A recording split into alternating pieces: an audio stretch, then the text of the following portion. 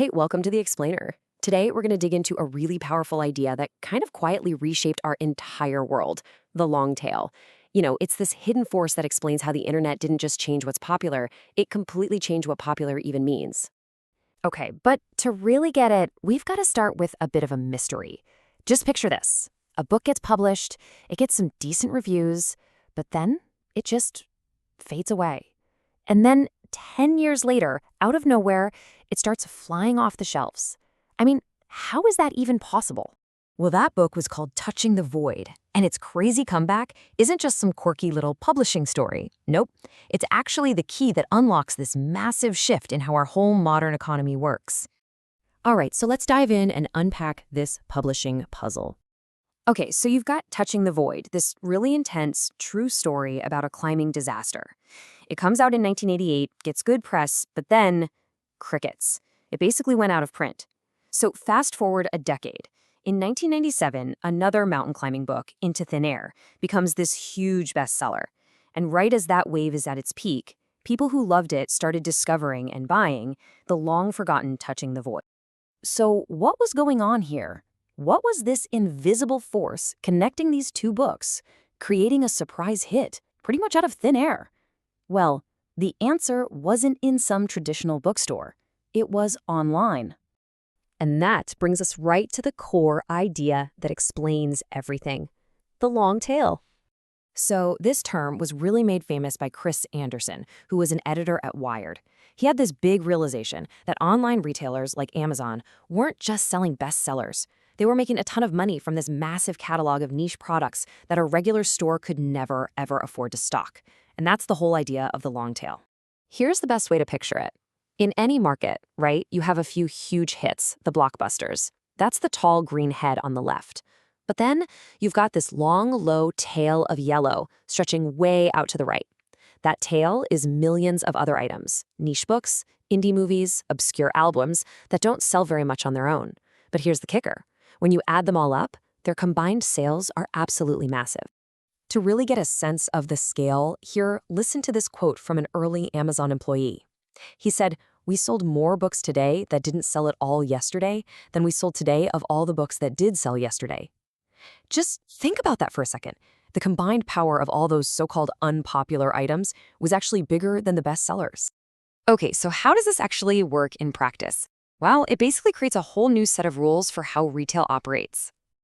The real game changer here is the difference between the physical world and the digital world.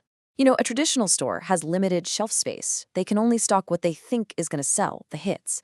But an online store, it has pretty much infinite shelf space. And with low inventory costs from these huge centralized warehouses, stocking a book that only sells one copy a year suddenly makes business sense. And you can see the effect super clearly right here. That blue line, that represents a traditional market, where the tail of niche stuff just drops off a cliff. But the red line, that's an online market. The internet doesn't just make the tail longer, it makes it fatter. That means a much, much bigger chunk of the total money comes from all those niche products. So there are really two big things that make this whole engine run. On the supply side, cheap, centralized storage makes it possible to offer, well, everything. But it's the demand side that's the real magic. Tools like search engines and recommendation algorithms, that people who bought this also bought this feature. They're literally designed to connect us with stuff we'd never find on our own. They actively pull us down that long tail. And this isn't just about Amazon or books. Not by a long shot. The long tail effect has had these massive ripple effects across pretty much every industry you can think of. And we're not talking about a tiny sliver of the market here. By 2008, research showed that over a third, 36.7% of Amazon's book sales came from outside its top 100,000 titles. That's millions of books that a physical store would never, ever stock, and they make up a huge chunk of the revenue. The tail isn't just some weird quirk, it's a massive economic engine. And you see this playbook everywhere, right? Microfinance serves the long tail of people that big banks just ignore. Google's entire advertising empire, it's built on millions of niche long-tail search terms. And platforms like YouTube have created this incredible explosion of creativity, giving a voice to creators who never would have gotten a TV deal in a million years. So you can see the cultural impact here is just huge. By getting rid of the old 20th century gatekeepers, the record labels, the movie studios, the publishers, The long tail has created a much more diverse and, frankly, a much more interesting cultural world for all of us. But is the story really that simple? Let's take a look at some of the really important critiques of this whole long tail theory. So, the big question that people started asking was this: if all these niches are becoming so powerful, does that mean the age of the blockbuster is over? Well, not so fast. A 2008 study from Harvard Business School actually argued the exact opposite. It suggested that, yeah, the tail is real, but the internet also makes it way easier for the hits to become even bigger hits.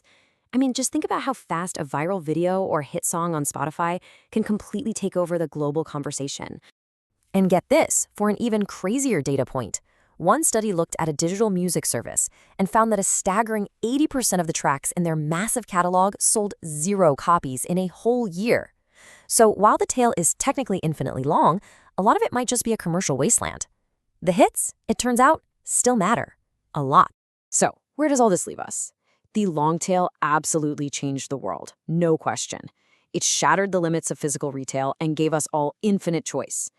But it also kind of fractured our shared cultural experience. Maybe the real legacy of the long tail isn't the death of the blockbuster, but the birth of a million tiny little blockbusters. And in a world where everyone has their own personal hit parade, what does popular even mean anymore?